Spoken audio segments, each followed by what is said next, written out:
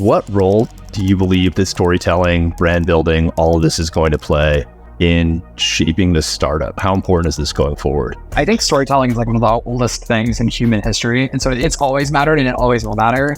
Our time today in the market especially, I think it's never mattered more. There's more software out there than ever before. There's more content out there than ever before. Those will only continue to exponentially increase, especially as like AI makes it way easier to generate code, makes it way easier to generate content. And I think when that happens, I think it is human nature to tie towards the like people, especially the individuals and the authentic, like the things that we perceive as real, authentic, and human. I think we will all gravitate towards those things.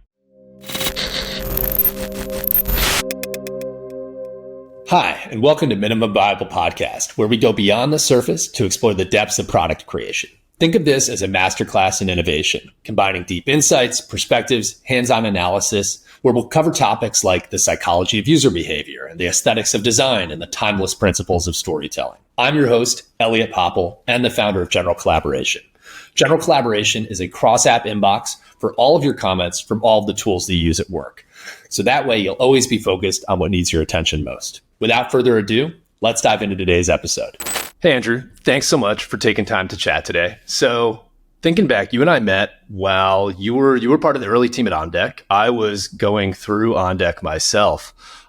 So we spent some time there while I was figuring out what to do with General Collaboration and whether I was going to quit my job. And here we are, I don't know, 2-3 years later.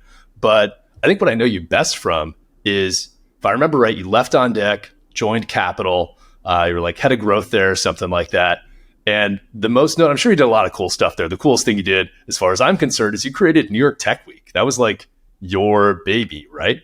Yes, it was. No, I remember OnDeck. I remember I met you at OnDeck and you were kind of like thinking through like investing and what was going to be next in your career. And then I remember, I think it was while I was at Capital that you hit me up and you were like just starting to think about General Collaboration. I don't even know if it had that name yet. You were like noodling on it. And so I remember that. And then, yeah, New York Tech Week was kind of, it's obviously like a whole thing now, but, yeah, that was for like a couple months. I became the champion of New York City for technology. Yeah, for sure. And what I'm pumped to talk to you about today is storytelling. It's actually so topical to me right now. I've literally spent all week playing around with the narrative for how we're going to tell the General Collaboration story and storytelling. And I know you're a pro at it. I want to talk to you about founder story. I want to talk to you about company story. I want to talk about that as it relates to what you're working on now, which I don't know too much about. So maybe a great place to start off is tell us your founder story, because I want to hear it. And then we can kind of talk through how you crafted that for the rest of the time today. Let's do it. And thank you again for having me on. I'm excited about what you guys are doing. And you're the podcast is just getting started, but the first few episodes have been really incredible. So thanks. Yeah, I think founder story is like a weird, like something I think it all kind of starts with personal story. So I'll probably start there because I think where you come from as a person, not just the career bullet points or the things on your LinkedIn profile, influence this stuff a lot. And getting to the point where I actually was willing to use that story and turn it into my own advantage versus hiding from elements of it, it was actually a big shift for me in my career. So to take it back, I have a relatively non-traditional background for most people in tech. Like I grew up in Ohio, which maybe not that non-traditional, but like I grew up in an extremely religious community and my dad was a pastor and like never went to college, worked in like had like 3 blue collar jobs to make money work growing up. So it was a pretty meager upbringing. Like I was homeschooled. I didn't go to like a regular school. The schools where I grew up were also like really terrible. So in a weird way, that was like still better than going to some of those public schools. And so it was kind of non-traditional from that perspective. I started working when I was really young. I had like 3 jobs at 16 and worked 100 hours a week and paid my way through college that way. And so I'm first generation to go to college. I went to a terrible college because I didn't know what I was doing. And so I didn't know what it was like there to guide you on like how to think about like what career you should do and stuff like that. So coming from that background, I think that side of it is non-traditional for some folks. And it's relatively unpedigreed. Like I didn't have the traditional stamps of like schools that people recognized. More the traditional pathway is like because I didn't have some of those things, I ended up starting a company when I was like 20 with a couple other folks in the Midwest. I'm still not in New York, not in San Francisco. I'm in Ohio. There's not a lot of tech going on in Ohio. We started this company. It was in the electric vehicle space. It's a whole long story that we probably don't have time for today, but we raised a little bit of money and ended up selling it a couple of years in. And it was like not a successful acquisition, but it got me into doing startups. And then I landed at this fund also in the Midwest still. And then eventually just realized like if I wanted to be really, really great at entrepreneurship and building companies, I needed to get to either New York or San Francisco. And so during COVID, this startup called OnDeck came onto the scene, and I joined their early team. And that basically all of a sudden got me from being someone no one had ever heard of in tech to like I had something of a stamp on my resume, like, oh, people had heard of OnDeck. It was a successful company. For a while at least, they raised a ton of money. They like had a lot of revenue for a while. They grew really fast. And so getting to be a part of that early team and then building the insane network of the folks there, meeting people like you. I met my co-founder there actually. He was the head of engineering at one point. I just built out like a really insane network while I was there and earned the respect of a lot of my peers while I was there. And so that was like honestly like a huge win in my career because I didn't have a lot of those things before that. And so that, and also I think the underrated side of this when you're thinking of story is it was also just being around, like I admired Eric Thornberg, for instance, who was one of the founders, and being around people that I admired and kind of thought were better than me and realizing as great as they were, that they were people too. It was also just a big mental unlock. And so that led me to ultimately being at Party Round, which later rebranded to Capital later. I met Jordy, who also did OnDeck back in the day.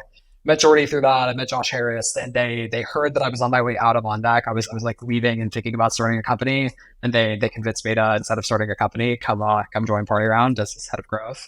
And Party Round did a lot of things. Most people still just know it for doing a lot of stunty memes and drops on tech Twitter back in the day. Some cool stuff though. Yeah, we had fun. It was, if nothing else, like the marketing alone. I mean, that is ultimately, I think, why one of the biggest reasons the company sold was the brand was so powerful. But we were very good at taking over the attention of tech Twitter. And so ultimately the company like later rebranded to Capital, and we built fundraising products for founders, so like SPV products, save products. We later built like banking. And then towards the end, we were working on stuff like payroll and such. But a lot of people just always knew it for like the product was good, but I think it was just that we did so much marketing that was very geared towards founders and the tech community. One of which being doing New York Tech Week, which we can talk about. But yeah, like that's basically was kind of my journey. I started off, honestly, I spent like years of my life just trying to get out. And then I eventually like was able to break into some of the places I wanted to be. And ultimately I left Capital shortly before they sold to another fintech company here in New York called Rea. And I ended up starting my current company, which is technically in stealth, but it's called TaxWire. And I started that like a few months after that. And we're venture backed, have a team or heads down building product, and we can talk more about what we do. But yeah, that's kind of who I am and how I got here. That is a hell of a story. And that's like a hell of a gritty, determined, like something from nothing story that I imagine that plays really well with a lot of different audiences for fundraising, for recruiting. And like I said, what I want to talk to you about today is the importance of storytelling. So maybe the first question I want to ask is, when did you realize nailing that story was so important? I think the first time I started to think about it being more important was I when I was at this venture fund, still in the Midwest. I felt at that point that I was just held back compared to a lot of my peers in being able to advance and have people take me seriously, be given opportunities. And one of my coworkers at the time said something to me that if you want these people to believe in you, they need to know how you even got here, because it's like half the reason to believe in you is just like your story is so unnormal compared to most of the people you're around. And her point to me was that I was running from it. I was like hiding from who I was and where I came from, rather than using it to my favor. And like I could pretend to have gone to Harvard Business School and I don't know, like worked at like my first job out of college being at Google or something. I could pretend that that's my story, but it's not. And so what I found, and this took time and iteration, but just being honest about like, hey, I'm not one of these people, but this is who I am. This is how I've got here, and this is where I'm going. That's much more. That is real. It's true to me, and maybe not everybody will resonate with that. But that is leaning into that is my advantage. Whereas versus if you just like hide from it because you think it's not the normal thing, it ends up then you just have nothing interesting to say. So I think that was kind of the first realization for me. How did it go before you had that realization? Like, was there a version of the story where you were? Sounds like very imposter syndrome a bit, where like you were trying to fit in. did that resonate, or did you have a tough go with that? Yeah, no, I still think I struggle with imposter syndrome, but I really struggled with it earlier in my career. And I think another point that's manifested is one of the first big pieces of feedback I got from an early manager while I was at On Deck is he was like, your confidence has grown quickly, but like when you first interviewed, we almost didn't hire you because like we felt like you were a little bit unconfident at times. And so that was like that really, really hit me. It's like, wow, I have to step my game up on this or else it's going to hold me back. So I think for a long time, the constantly thinking like, am I good enough to be in this room really, really did hold me back. I think it's so wild to hear you say that, because the Andrew that I know it's both the founder story, it's both your individual story, but you became more or less like one of the faces of On Deck. You were someone that people regarded as like, Andrew is On Deck, and your personal brand became the company brand. And then when you joined Party Round, it was the same thing. Like Andrew was Party Round. It's interesting to hear that was a weakness of yours at one point, and it seemed to, at least from outsider perspective, grow into one hell of a strength. Was that intentional? Like, how did you connect yourself to both of those brands so well? Do you agree with me? Is that something that was intentional? Yeah. Do you feel that way? It was a little bit intentional, because like it was strategic. Like I could sit back and say that I intentionally pursued to have a shot to prove to all the people I worked with that I was good enough, and then make it clear to the rest of the world that like, hey, like I can do these things, and that I had that like credential on my resume. Like I was never going to be default taken seriously, at least from where I started. So I had to change that. And so it was intentional. It was intentional, at least initially, to prove myself one to the people around me, but then to have those stamps on my resume, and to some extent, like your brand that like would make me take it seriously, especially for my goals. Like ultimately, I always wanted to start a company, and so I knew like having people being able to recognize who you are and what you've done influences how seriously they will or will not take you. And so that was very strategic. And also at the same time, to folks listening to this, like it is like strategic for the company too. Like we hired at On Deck people that followed me on Twitter. We like one of the best hires I've ever made was this 19-year-old who is like in like her first year of college. And she cold emailed me out of the blue because she saw something I tweeted. And then she was like one of the best hires On Deck ever made. And then she's gone on. She's like worked at a bunch of cool companies since then. And so like we got customers from that at Party Round /Capital. Like we had a ton of customers that just came. Like we would do stunts on Twitter, and I had like a bunch of founders would engage with that, and then I would DM people and basically get them to sign up for our product. And so like it was also like effective for doing business. And that was actually something at first. I think I was trying to build my own brand and resume and like fully earn my spot in the room. But then I think pragmatically it's good for business. Having that brand and be recognized and being able to leverage it, it opens doors and it helps you get things done. I gotta say one thing. I so appreciate we could be having like the humble bullshit conversation where we like pretend that like, oh, it just was an accident, blah blah blah. And like you sharing how intentional all this was is incredible and exactly the kind of shit that I want to hear. So thank you so much for being open and honest like this. With both of these companies, like to that point of that you were On Deck, you were Party Round. How did you feel that you were able to kind of like interweave your personal story, your personal values with those are two very different companies? How did you connect yourself to the mission, the vision of those companies? Yeah, and I think to take a step back, I will be to be fair. I think the great thing about both of them is there were a handful of folks that were really high profile and involved with those companies, and I think I was just lucky to be one of those people. So it definitely wasn't just me. I think at On Deck specifically, the mission always was a lot about empowering people in their careers and then really empowering a lot of entrepreneurs to go like build their companies and conquer like whatever industry it is they set out to build a company around. And so that vision was always inspiring to me. And so it wasn't hard to get motivated by it. And just we had incredible customers, we had incredible people that were a part of the community. And so it was even the people I worked with out On Deck were incredible. I mean, I got people like you there. I met people like Jake who helped make this podcast happen. And so I think that was never hard to be inspired by. And then I think at Capital, it was partially, it was also like, we were just so like, we were like such a hot company for a bit, at least and like, there was just like so much attention on it, but also like, I think Jordy himself, who was one of the founders, is an incredible storyteller himself. And I actually learned a lot from him about storytelling and about charisma and how you can use those things. But it's just even just down to like the end of the day, like Capitals was like a banking product that we launched with. But when we did it, we had this like video that was about like telling the stories of successful entrepreneurs and creatives. And it's like it's still one of the most inspiring marketing videos I've ever seen. And it's when you I think ultimately every business exists to serve someone. And so it's like, how inspired can you make yourself, your team, and the broader market that you're involved with about like what it is you exist to serve? And even if it's something is like banking software, it's not that exciting, but serving entrepreneurs is really exciting. That's really compelling, and especially if you tell their stories. And so it's not about like banking. It's about the founder of this company whose story you're telling, and that we serve those people. That's exciting and that's inspiring. Mm-hmm. So now you're starting this new startup, and it's a whole new story to tell. And I know you're in stealth right now. I'd love to hear that whole, like, that's obviously a part of your story. You're crafting this story as you're prepping for this launch moment and being out there in the world. How have all these past experiences impacted where you are right now with your current startup and where you're trying to go next?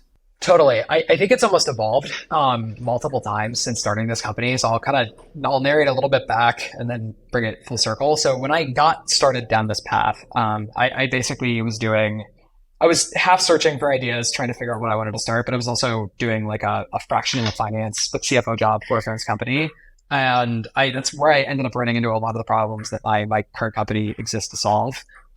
So as I went through that process and started talking to, as any good B2B startup founder does, like a lot of customers, and trying to understand like what it is we wanted to build, like what the pain was, even getting those conversations for a lot of like, I'm mostly selling to some founders, but a lot of like CFOs, finance leaders, accounting leaders, and they are default serious people, and so they definitely they don't like just say, hey, I'm so excited to buy whatever like thing it is you're doing. And so I think telling just my own story and setting the context of why, like usually it would actually start with like, hey, so I was like for a few months like CFO temporarily at this company, just helping out, and I ran into this problem here, and here, and it's like I'm just like it was like shocking to me.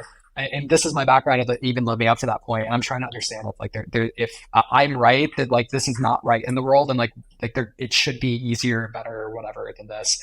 And so explicitly in this case, we were working on a lot of problems around like state and local and international compliance for companies that are like hiring, operating, and selling in multiple different jurisdictions. And so like I dealt with like a lot of problems around like dealing with that, as this company I was at had grown into 20 different states really, really quickly, and just fast growth, as a lot of the audience I'm sure can relate with when you bet at one of these companies and it's just growing fast, and you're like, why in the world does the state of California want me to register for this thing I've never heard of? Or why is Georgia sending me a scary piece of mail that about like sales tax compliance? Why does Switzerland have different laws for how I have to hire people? It just gets really complicated. And so bringing that though into like, I felt this pain, and I'm like, I've worked on like banking and payroll products before, and I've been building technology for a few years, and like I'm trying to understand, like, am I crazy? Does everybody think this is fine? And so that storytelling alone like would get people to open up when I would just have like a ton of conversations about trying to understand like this problem, and if it was something we should solve. And then when we got to fundraising later, so at this point we have something of a product, like an early product, some customers that are paying us. I had my co-founder had come on at that point. Fundraising is interesting at pre-seed as a more or less first time founder. And being fairly young and still like, I'm not Parker Conrad here. I'm not like Rittler or some serial founder that obviously people are going to give tons of money to. And so we were raising money in a really tough market as young founders in an industry that we didn't necessarily have experience in. And I think the thing that I started to lean on really early is this actually came from talking to some other founders. It's just leading into my own story, into a little bit of what I'd done in my career, but also even before that. And so I talked a lot more than I ever had before in my life about the journey I'd been on to get here, which I think for some people, they were just like not even sure what to do with it, frankly. But I'd say I actually think for most of several people in our gap table, that was a big part of why they leaned in initially, is like I did not accidentally start a company. I did not unintentionally just decide, I'm going to build a product and raise money because people do that. Like I had a real conviction into what led me here. And that story, I think, got people excited about me and then got them to lead into looking at the rest of the business and the rest of the team, the rest of the product. And to this day, that same thing is like helpful. Like I've written publicly in some blog posts about that story, and it's like set people have like DM'd me. Like I posted a blog post about some of the journey to even getting to this product recently. And we had 5 people DM me on LinkedIn that ended up being like a potential customer just around that alone. And so it's I think it's kind of just been gradual, and a lot of it has just been and there is like how you bridge that into the company's story itself. But I think a lot of it is like starting with my story just generally, and then you bridge that into like how you got to where you're at today and why you decided to do this thing. And then ultimately you can kind of like bring that into like the company itself and like why that should exist. And you tweak it differently for different people. But I found it really does, if you learn to do it well, it is a very complementary thing. Maybe you start with the company story, maybe you start with your story, and then eventually especially at the early stages, it blends together a lot, because at the end of the day, people connect with people.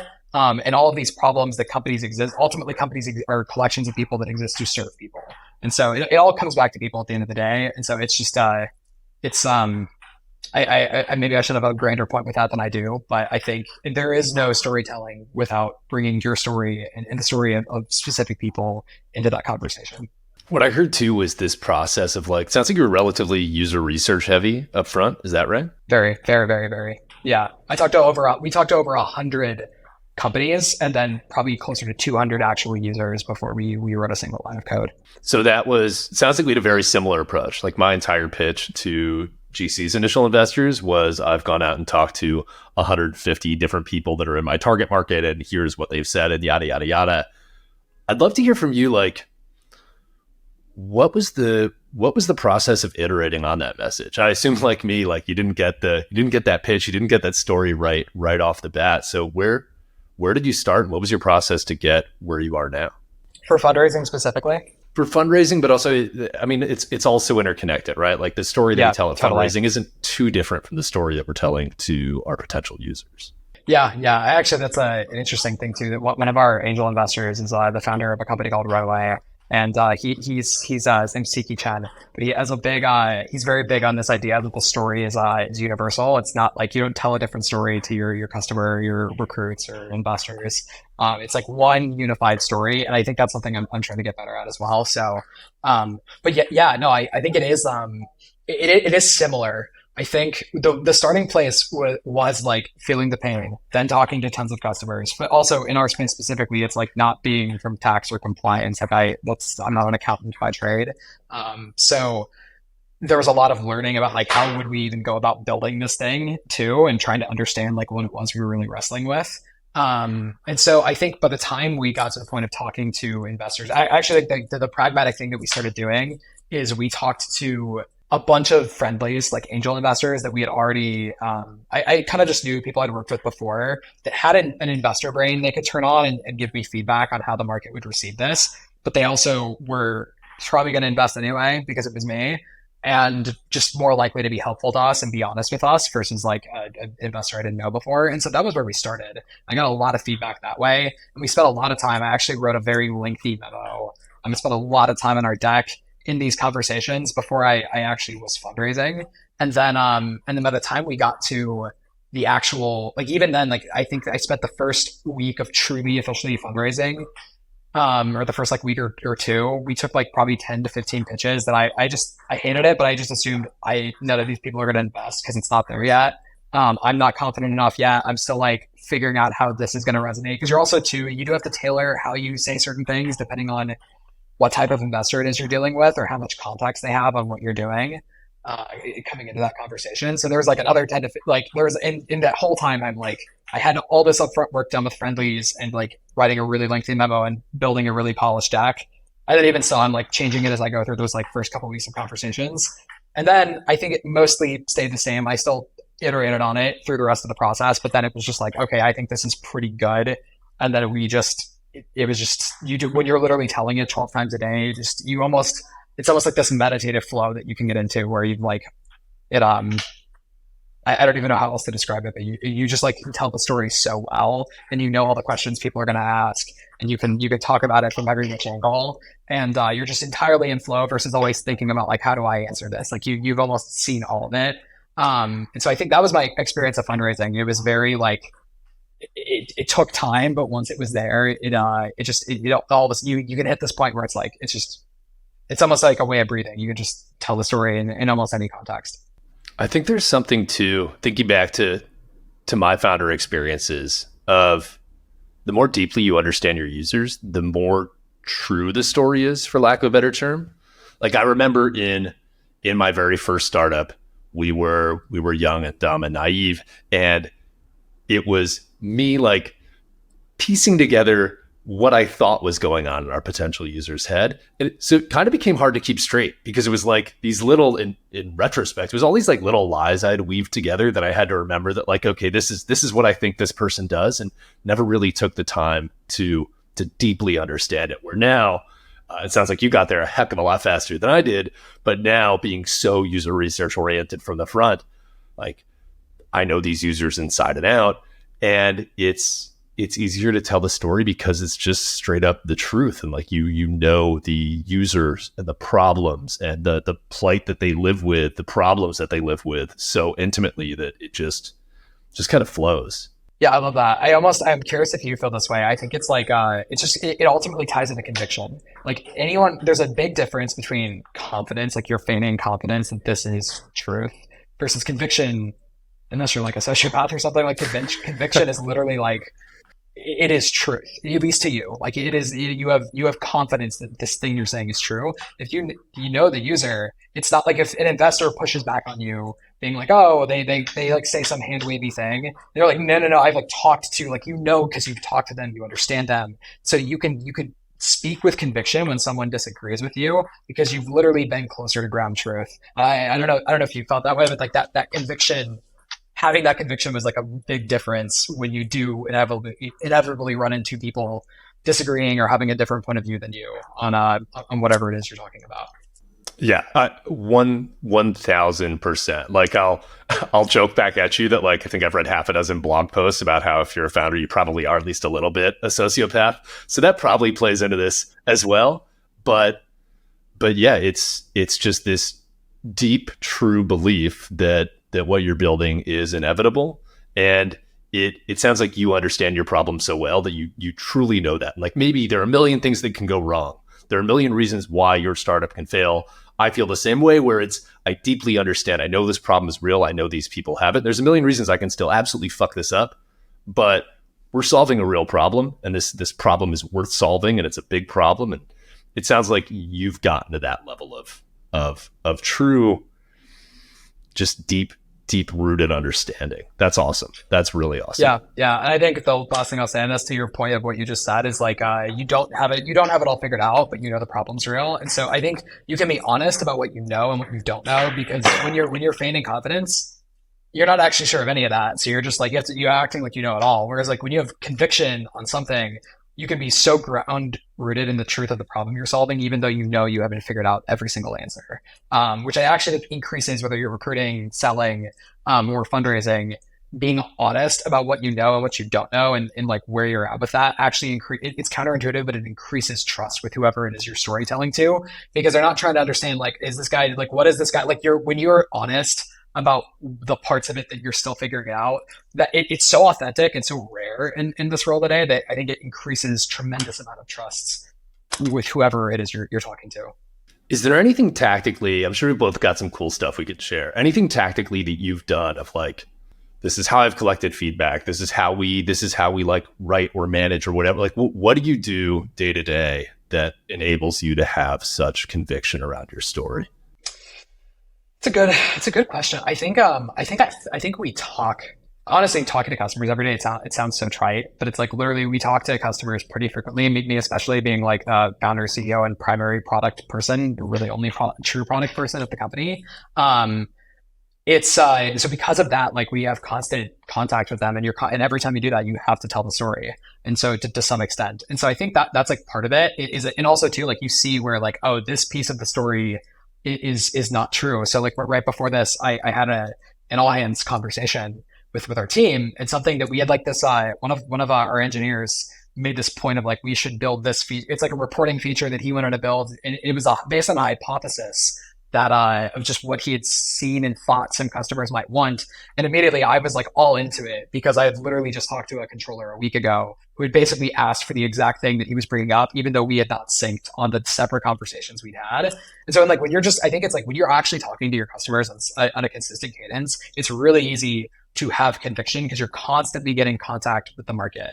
And so I think it's like, it's not a sexy answer because everyone says they talk to their customers. Everyone says they talk to their users. But when you actually do it, it is impossible not to get truth, both on what you're right about and what you're wrong about on a regular basis. I think that one of the things I've realized about it is you kind of need to talk to users so much that you hate it. And I'm kind of at that point where like, I love it. I'm so grateful for the time, but I fucking hate it. It is the biggest use of time every day. In my case too, I'm talking to product managers and they are busy people. And the amount of time I get no-showed or people change up like last minute is like, it's completely understandable, but it's so valuable, but you can't stop with being like, oh, I talk to users once in a while. I just have a conversation, whatever. I'm at some meetup and I talk to someone there. Like you have to do it so much that it freaking hurts. And that's when you get this value. And I think people don't realize that. 100%. It's even like, I think a common saying in the founder community is you stop talking to customers or you talk to them enough when you stop learning new things, which I think is kind of true. But because we definitely did that. But then I've even noticed, and like there was a period for us where like we were busy with other things and I was doing less of it. And I scheduled a few more like conversations with current and hopefully future customers. And it was amazing. I don't even think most of what I learned was that new, but like the felt sense I had about the problems, which is so much different because it was fresh. I think to some extent, even if it's not new data, you have to do it because it keeps the pain and the why of what you're doing really, really fresh in your mind in like this like felt sense that you can't have if you're just trying to remember some notes you took in Notion from this customer discovery call like 6 months ago. That it's been so long and you've done so many of these, you don't feel it the same way that you did when you literally just talked to someone like yesterday. Mm-hmm. So I will share, this is brand new. We recently had Jeff Busgang, who's an investor of ours through Flybridge, on the podcast. And he shared this. I feel like an idiot for not realizing this sooner. So same approach to you, talking to users, talking to potential users all the time, taking a bunch of notes. And like you said, like you got to keep it fresh. I don't know why I hadn't pieced this together. I went through, we used Loom to record them all, went through, copied all the transcripts, fed them all into Claude. And now I can have a conversation with a user. Like to that point that you shared earlier of my engineer had this idea, I can literally take that idea and ask our AI and say like, hey, what do you think of this? And it has been trained up and it continues to get trained up to be like the perfect ICP bot. And it will literally be like, yeah, based on this, I think I'd like it for X, Y, and Z reasons. And I've mentioned these things before. And it's such an unlock that it's now, research is no longer ephemeral. And it used to be for me. It's I love that. It's brand new. I literally only did it for like, I don't know, we're like 2 weeks deep into this right now. And yeah. I'm totally gonna steal that. And then one I'll add to that you actually should probably have this person on the show. But a founder friend of mine, his name's Kevin Su. He was the first product manager at Cardell back in the day. He's a friend. He's starting a new company recently. But something he shared with me about how they do user research is he takes meticulous notes in Notion, which I think is really interesting. I actually think the one downside of AI is that if you only let it do transcripts, like part of the value of taking notes yourself is that it forces you to think and you to crystallize both the things that are being said, but the things that are maybe unsaid in like reading between the lines. So I think note taking is still important. And what he will do is he will tag in Notion and like basically have it. It's like in a database hierarchy. Every single time there's a feature request, and he also ties it to a certain amount of contract value for like if they were to build it. And so then literally every single time they're like, well, should we build this or should we build that? He can go through and see every single time this was requested by someone in a customer sales product, whatever conversation. And to assess some level of potential, like actual like business value to what that would be if they prioritize one thing versus the other, which is pretty simple. It's not that hard to do. It's a little bit of extra time at the end of taking notes, but I'd never heard of anybody else doing it before. And we've implemented it, and it's been really, really cool because I could just go through Notion and see every single time someone asked for like this feature versus that feature. That is cool. That is really cool. I'm gonna have to steal that for myself. So I'd like to hear a little bit more about, you've got this new startup. What role do you believe that storytelling, brand building, all of this is going to play in shaping the startup? How important is this going forward? I think storytelling is like one of the oldest things in human history, and so it's like it's always mattered and it always will matter. I think in our time today in the market, especially, I think it's never mattered more. There's more software out there than ever before. There's more content out there than ever before, and I think those will only continue to exponentially increase, especially as like AI makes it way easier to generate code, makes it way easier to generate content. That doesn't mean, but there's a big difference between that. That's just adding to the noise out there and not necessarily the signal. There's a very big difference between signal and noise.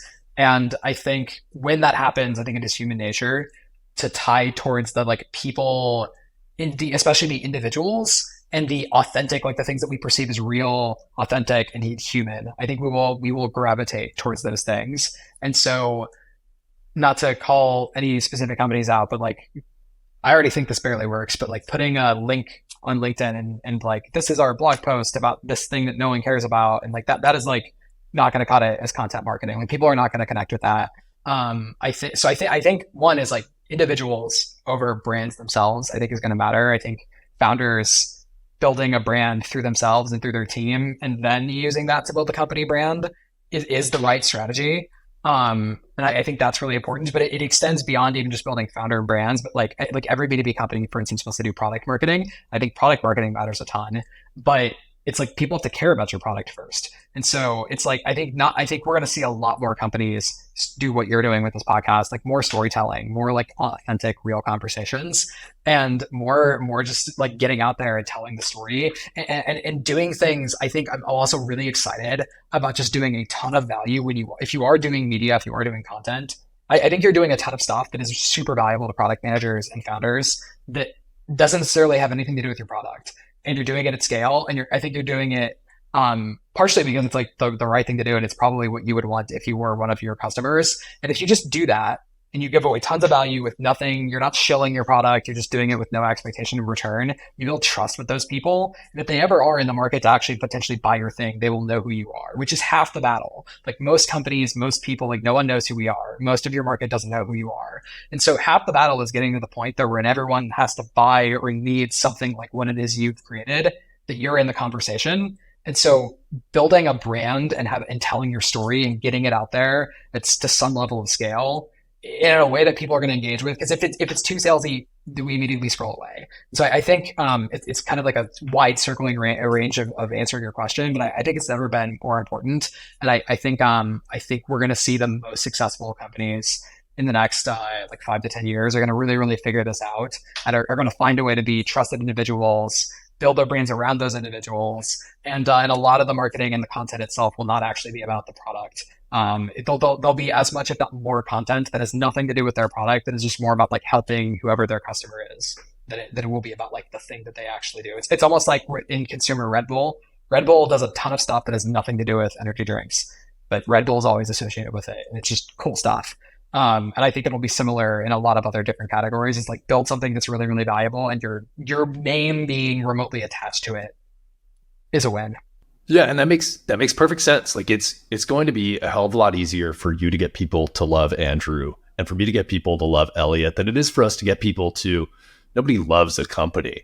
And that human-centric approach where it's, I know that this person, if we can get our potential users to know, like, we care about you and we care about your problems, and we have this relationship where if you ever need me, if you ever need my company, we're here. That's pretty cool. One of the things you've done that's really impressed me is you're big, or at least I'd say you're a pretty big build in public guy. How do you keep that up? What does that look like behind the scenes? That's not a muscle I have. Yeah. I'd love to hear about it. I mean, it's hard, and I will say it's hard. It's like I like it's so easy to fall off of too, especially if you're a founder, just product person, whatever it is you're doing, you're probably really busy, and it's feels like the last thing you have time for. I will say a couple things that have helped for me. Writing is probably the most natural thing for me to do. I like to write. A little more introverted by nature, and so it's kind of reflective for me. And then I've had the habit off and on for the last like 3 years of just writing semi consistently on social media, if nothing else. And so that alone is like I've built in some habits where like I've almost taught my brain to think in terms of like social posts or like to realize when I have an idea and then to act on it immediately versus like saying because like if I don't act on it right then and there, I almost certainly will not act on it later. And so that's actually honestly like one of the big things I do is like I have a tool called Typefully that I use for Twitter and LinkedIn. And every single time if I get off a meeting and I'm like I realize like, oh man, like I just like have this thought, I'm like that would be great. I'll write it down really quick. And then I just like either immediately post it or come back and edit it later. But I get the core idea out like almost immediately when I have the inspiration. And so that I've actually found doesn't take a ton of time. It's more about building the awareness and habit. And then I think the second thing is just to like you do have to carve out time for it. And so like sitting down and what I usually do is I'll sit down on the weekend when I have a little more space to think and I will just like get into the zone and for a couple hours I'll just like write out stuff. And then sometimes I schedule it, sometimes I come back to it and I don't. But just like having things there that I just like get out of my head from everything that's been happening this week and then plan out for the week ahead lets me do it in a way that's a little more scalable. So there's no like super easy answer. It is work, but I do think there's like ways that you can find that work for you and that are a little bit more scalable without spending all of your time on LinkedIn because we all have actual work to do. I think, like you said, it's easy to think like this isn't the work. This isn't. I have other stuff that's more important. But Yeah. like we've talked about this whole time, this is how you build a company. This is how you build the brand. This is the work, and this storytelling Totally. needs It to is come the work. first. It's kind of the front door into your product. So speaking of which, I know we're coming up on time. You do build in public. You post some awesome stuff. Where can people follow you to follow along with the progress of building your company of all things Andrew? Yeah, so well, we've not officially launched, but we will. We are slowly onboarding more customers, and we will be like doing a launch in a few months. So if anyone is listening to this and is dealing with anything around the realms of like tax and compliance, it's taxwire.co is the company name. But me personally, I'm on LinkedIn, Andrew Rea, REA. I'm on Twitter at Andrew Rea, and then I have a Substack that I write on sometimes. So, but all that's linked on. If you find me on Twitter or LinkedIn, you can find all the rest of it pretty easily. So, awesome. Well, Andrew, thanks so much for hanging out. Thanks so much for sharing so many awesome tips about how you've crafted your story. I'm so impressed by your story and can't thank you enough for spending some time today. thanks for having me, man. I'm a huge fan of what you guys are doing. I appreciate you as always, and yeah, if I can ever do anything to be helpful to any of the folks in your audience, just hit me up on social. Awesome. Thanks a lot. See ya. Cool. See ya.